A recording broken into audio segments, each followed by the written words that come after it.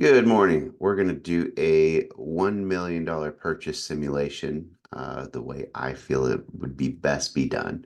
Again, this all-in-one loan works for pretty much anybody who has some disposable income at the end of each month, at least $1,500 to $2,000. This would help you pay off your loan, your mortgage, faster without making extra payments at all. So we're going to set this up as a purchase, primary residence, and we're going to compare it to a normal 30-year loan. We're going to say the home value is $1 million. And our loan balance for this, we only have to put 10% down. So we're going to do a $900,000 loan amount. We're going to compare that to a jumbo rate at 6.5. Now, keep in mind on a jumbo, you would probably want to put 20% down, which would take this to conventional. So with 10% down on a jumbo at this point, you're probably going to get over a 6.5, but I'll give you a 6.5 here. So, and we're going to put down, let's say the household income after taxes is about 15,000, probably what you need to qualify for a loan like that anyway. And we're going to say monthly. And expense wise, we're going to go with, let's see, about $600 a month taxes. As far as leftover, let's say we have a couple card payments, some credit cards, utilities, food. So let's say it's about 3,500. You're leaving 5,250 in the bank. Now, right now, you might be spending that on various things. You might be investing it. You might be, maybe you're making extra payments, but let's calculate the results with the 5,250 left over. So now on a $900,000 loan balance, you're going to pay that back within 10 years, not making any extra payments. So if we look at this pay down summary, you'll see the difference in the reduced principal monthly over those 10 years versus the average principal reduction over 30 on that other plan. Average minimum monthly payment, this is interest. So remember that you're not making a mortgage payment. It's all built into the simulation. They're only drawing interest out each month. So having an average payment over 10 years of $3,500 a month on a $1 million home is pretty impressive. And that pretty much comes down to this point where your actual effective APR was 2.8. To whereas if you would have done a fixed 30-year loan, the average rate would have been 6.5. So let's return to results here. And I want to show you the rates and assumptions that we did here. We did it on an 8.307 rate. So yeah, your starting interest rate, which is variable, that varies on the SOFR index, which is 4.307. We did a 4-point margin. We didn't buy it down at all. Let's just say we change this rate. Let's see. Say if we edit the rate. Historical. Let's not do that.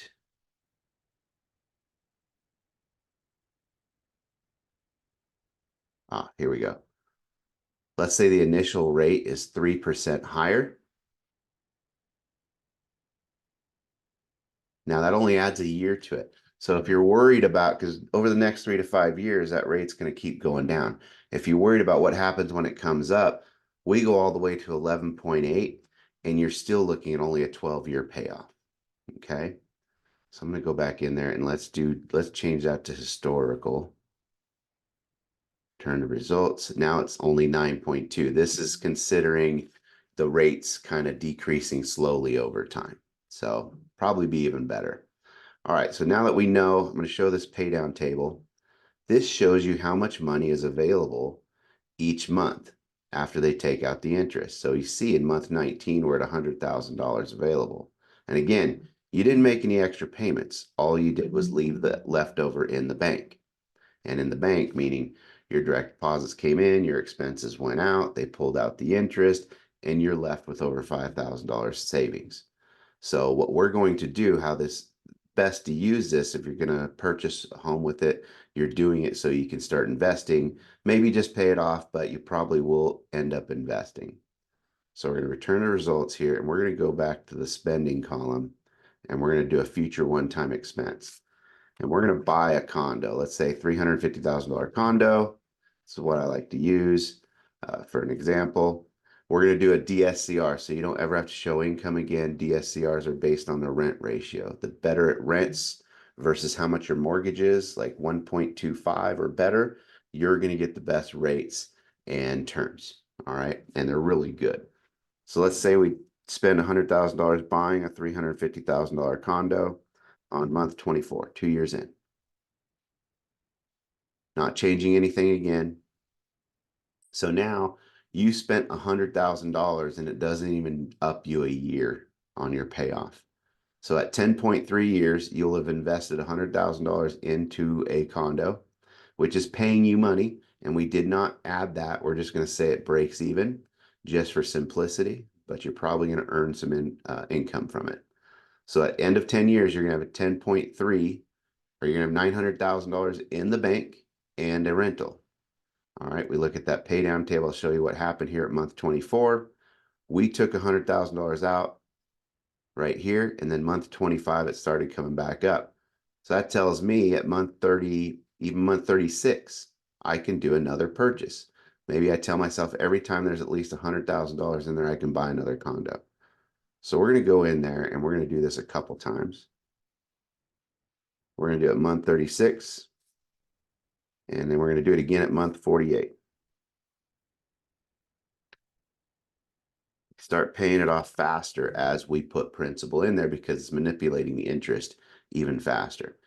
So now we have purchased the home, put 10% down, and then we turned around and bought another condo at 2 years.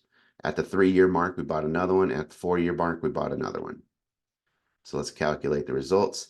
So 12.8 years from the time that you purchased this $1 million home with only 10% down, you have $900,000 in the bank available, and you own 3 townhomes or condos at $350,000 each that are all appreciating with your primary home. And you did not have to take any extra money out of your 401k, your Roth. All you did was stick to a budget and leave that money in the bank to keep growing. All right. That's the simplest simulation for purchasing a $1 million home with 10% down and then turning the home into a bank and leveraging it to purchase 3 more investment properties over a 12-year period. Now you could keep going. I only had 3 boxes to put in there, but you could definitely keep going. You could buy a home every year. And we saw that. And now if we have 3 homes coming in, let's go back to the deposits. Let's just, for grins here, let's just up this to 17,000. You got an extra $2,000 income coming in net. We're back down. We knocked off a year. So you could literally buy a home a year after that 2-year point.